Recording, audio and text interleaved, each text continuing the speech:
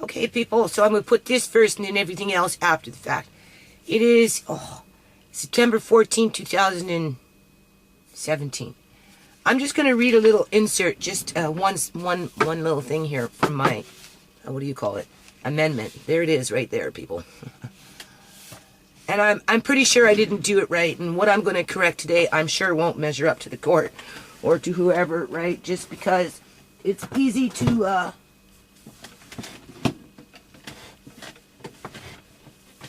ignore what's being said, right? And that's why I'm reading this, because as far as I'm concerned, this would be considered an allegation. It's number 9 out of 151. And not everything is an allegation. Some things are just statements of facts. But this I would consider to be an allegation. Mr. John Duncan felt ignored and neglected by hospital staff because when he asked to be allowed to get out of bed, he was told no, he wasn't permitted to try and walk due to safety reasons. Consequently, Mr. John Duncan was forced to lay in bed for extremely long periods of time where there were consecutive days where he never got out of bed. And then the blame was shifted onto him for his lack of the Surrey Memorial Hospital to provide adequate staff to ensure that individual patients and their needs were met in a timely manner. Mr. Duncan was being detained by the Surrey Memorial Hospital and by their agents without him realizing it, or his immediate family realizing it at the time. They can either agree or they can disagree. So with that said, look what I got in the mail today. Do you see that, people? It's his name on it.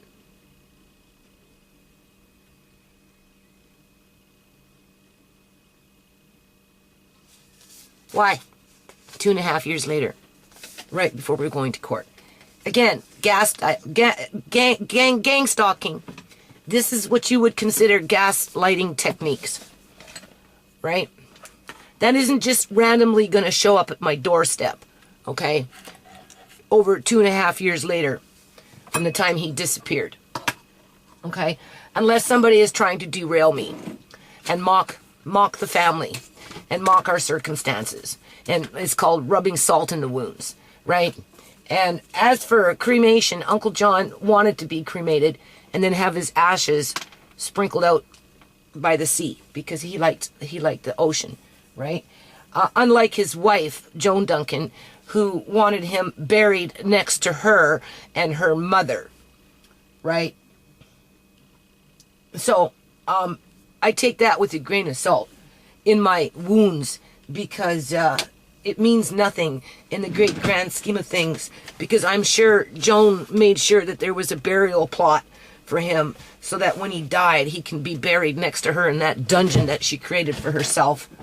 And she needed company. Because I told John, when you die, I'm never living with Joan again. That's it. You can go between Joan and me and visit. And where you decide to live in death, that's your business. But outside of that, Joan is never living with me again. Right? So, but that's just a form of gang stalking, people. That's all that is. Okay? That doesn't mean anything, right? Because I'm sure the Duncan clan already has them ready to go in the ground next to Joan. So what I'm going to do now is I'm going to sit in front of this computer and I am going to try and correct what I didn't hear in terms of, well, not everything I have to type out, but see, I did it right here, okay, but I didn't draw a line. I don't know if you can see that. I didn't draw a line under the "and." So in that case, I would have to draw a line under the "and." And where I struck everything else up, that's okay. But in some places where I had to write, and my writing got really, really small, and it got kind of goopy in there, right? I'm going to type it out, space it out, redraw the lines through it, and then underscore the new information. I'll give you an example. The new information, like here, you can see, here, right? I don't think the court would find that acceptable, okay? They're not going to find that acceptable. So what I'm going to do today, because I have to drop this off all tomorrow, assuming something bad doesn't happen, right? And I'm going to copy and paste it, just that one section, leave a space so that I can type in what I need to type in, and then I'm going to cross out what needs to be crossed out, or add in what needs to be added in with the line. But it's not going to be enough, people. I can tell you already, it's not going to be enough. And this is where the court is going to have to, maybe, I guess you can say, show leniency in terms of the fact that, you know, I struggle with my eyesight and I am not feeling well because of the glaucoma and whatnot. And the fact that I can't go into the Fraser Health System quite readily for, you know, any kind of medical care, right? The fact that I can't access proper dental care to deal with the pressure that comes with the teeth, right? Because that was, you know, that opportunity for anybody in this house to get their teeth done was kind of taken away when Uncle John was taken away, because like I had said before in the past, Uncle John and I, we were on a budget. We had plans to do certain things in a certain way. And when it came time to dentistry, we were all going together as a family at one time to have everybody's teeth dealt with. And because of his disappearance, that never happened. So nobody in this house has had anything done with their teeth, basically. Right? Since that time, which is going on 3 years almost. So in light of that, I did not alter the legal basis, and I did not alter the relief sought. For the simple fact is it's very complicated, and it's going to require professional analytical assessment, right? People that really do understand the Criminal Code of Canada and that work with that type of stuff all the time and can apply it to the law, whatever law it is, right? Because otherwise, people, I'm just honing it down. If it gets dismissed or thrown out of court, I will rewrite it to the best of my ability. I will pay the $200 to submit it, and I will start the process all over again.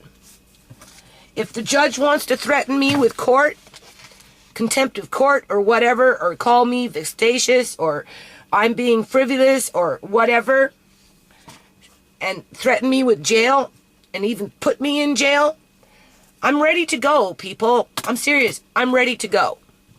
Okay? Will I get healthcare system in the jail? Obviously not. Because all these people that are homeless and being harassed out on the streets as they're being disenfranchised more and more and more and more, not receiving the proper health care except for maybe a jail cell.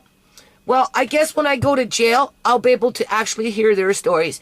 And because I do have a good handle on the English language, I can help them maybe start a lawsuit. Because I was talking to my daughter the other night, and she read what I wrote, and she says, "Mom, I can't believe that you wrote that. That's amazing. You did a really good job." And I said, "Yeah, thank you." And after it's all said and done, you know, I won't be able to help a lot, but if I have some time, I think I'm going to donate my time once or twice a year for people that are needing assistance with writing, I guess you could say. Wherever it is, whether it's filing lawsuits or whatever, you know, in terms of just volunteering my time. I mean, obviously I'm not perfect, but I'm far from behind on the cute, right? So, you know, whether I do that in or out of jail, it doesn't matter to me, people, because one way or another, it's going to get settled. Seriously, it needs to get settled. My kids don't deserve this. And as for this Catholic gang stalking, I don't find these people to be very generous people. I don't find these people to be very friendly people.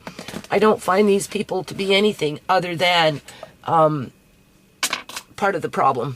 I'm going to ask you nicely to remove yourself so I can continue working on what I'm working on. I don't want your stuff downstairs in my living area. You can move out. I live downstairs. You can move out.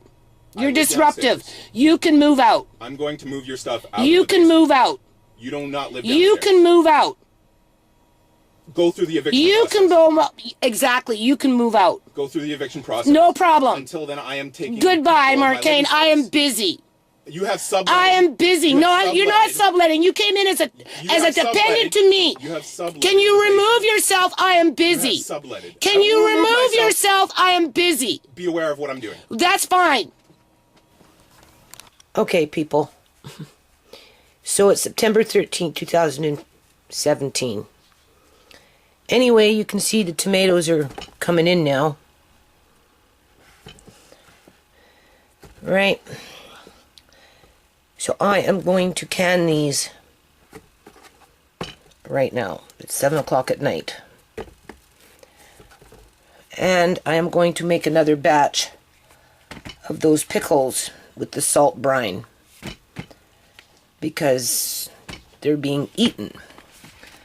And this was the leftover of what was in my garden, and I should probably go look around and see if there's any more before I start. Hold on a minute. Okay, people.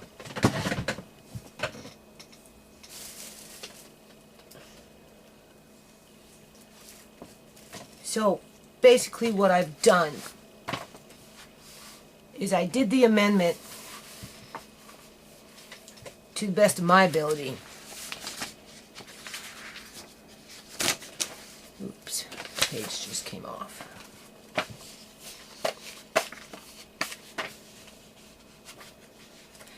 The only thing is, I'm finding out that I didn't do it right.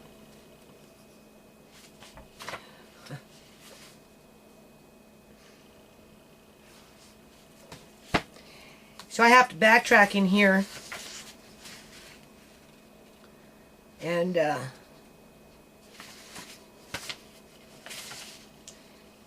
try and fix it.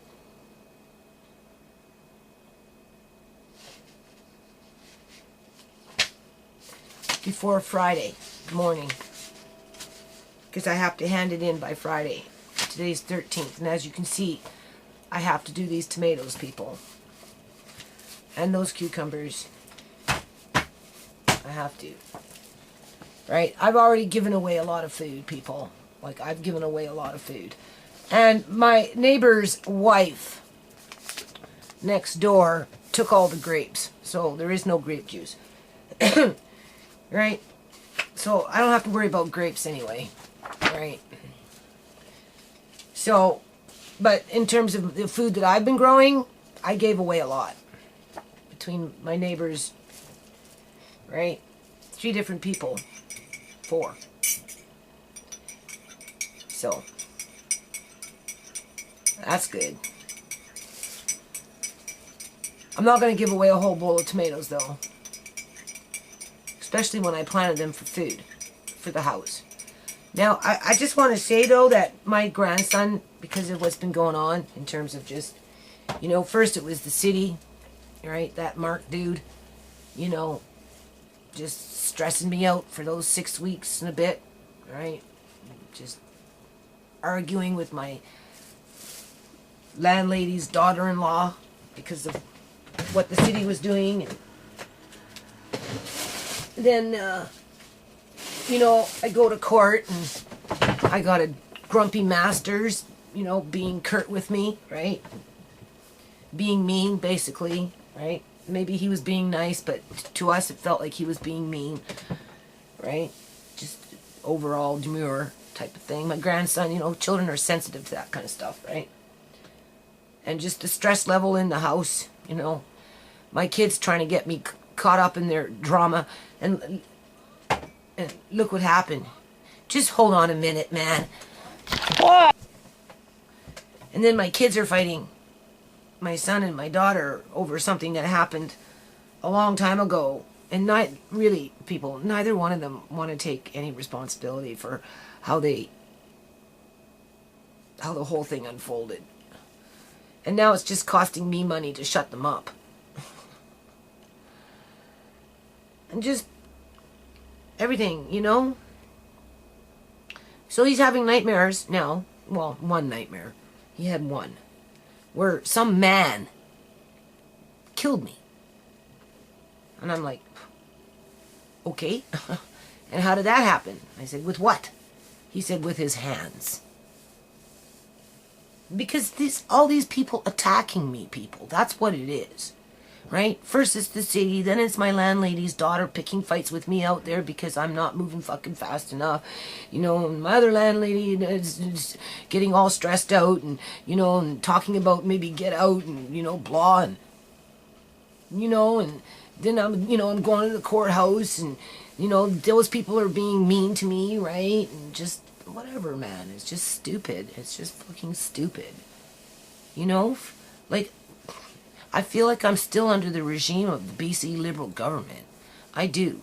Which in essence is the UN agenda. This is some kind of fucking foreign agenda that's just like... I'm telling you, it's wiping out the indigenous born Canadians that were born in this country that maybe don't have $10 million sitting in their freaking bank accounts. And what little money they do have, if they have some money, they're being targeted through the hospitals. I'm not afraid to say it, people. That's why I'm going forward with this lawsuit, even if it fucking kills me. And trust me, I do not feel good. If it gets dismissed, I will appeal that dismissal. And I've said it before, I will put a new application in if it gets thrown out after that fact. Until there's a resolution. My children deserve to have a resolution. My grandsons, I have more than one now. I have 2 grandsons. They have the right to have a resolution on this stain that these corporations and this clan put on this family, who have done absolutely nothing to these individuals that jump on the bandwagon of gang stalking and targeting and harassment and slander and defamation of character, all for money. It was all done for money, people. If Uncle John had no money, it would never have happened. Okay. Go on tomorrow? Just please don't interrupt. Yeah, I don't like mushrooms. Okay, I'm doing a video. No, look, I don't like mushrooms. Don't eat the mushrooms then if you don't like them. Nobody forces you to eat anything you don't like.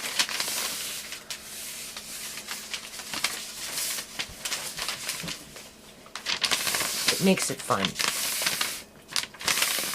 He actually, believe it or not, he can actually print. Be quiet. He can actually print like an adult if he wanted to, in terms of, maybe less than 1/4 inch in height, and very uniformed and straight. He can do that. But he can also do this. This is just reinforcing, right? Letter L is the big one, and MNO.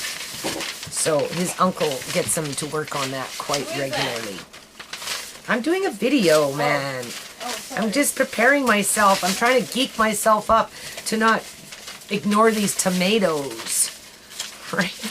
It would be very easy just to ignore those tomatoes and those cucumbers and say, who cares? Just give them away.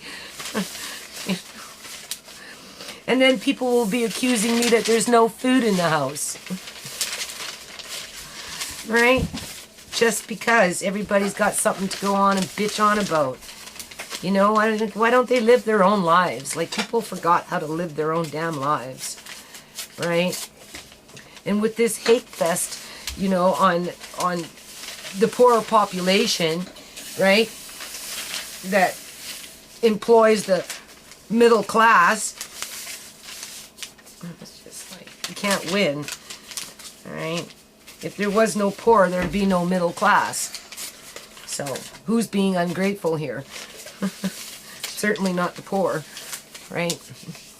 So anyway, I have to do this amendment. So before I do that, I'm just going to hunker down and just do these tomatoes and these cucumbers and probably fall asleep at some point for a little while and then get up in the morning.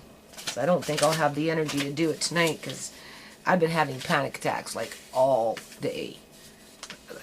My youngest daughter sees how I struggle with whatever's bugging me in terms of my health, right? And so needless to say, I was saying I lost my other glasses. So this is a different pair of dollar store glasses that I'm telling you, people, I don't know how I'm going to correct the wrongs that I did on this. And even then, you know, I don't think it's going to measure up to anybody's expectations here, right? Because everybody's a professional and I'm a nobody, right? So, you know, but I'll give it my best shot anyway. And, but now I'm doing it with glasses that even work less than what I had. So it's making it extremely hard to see.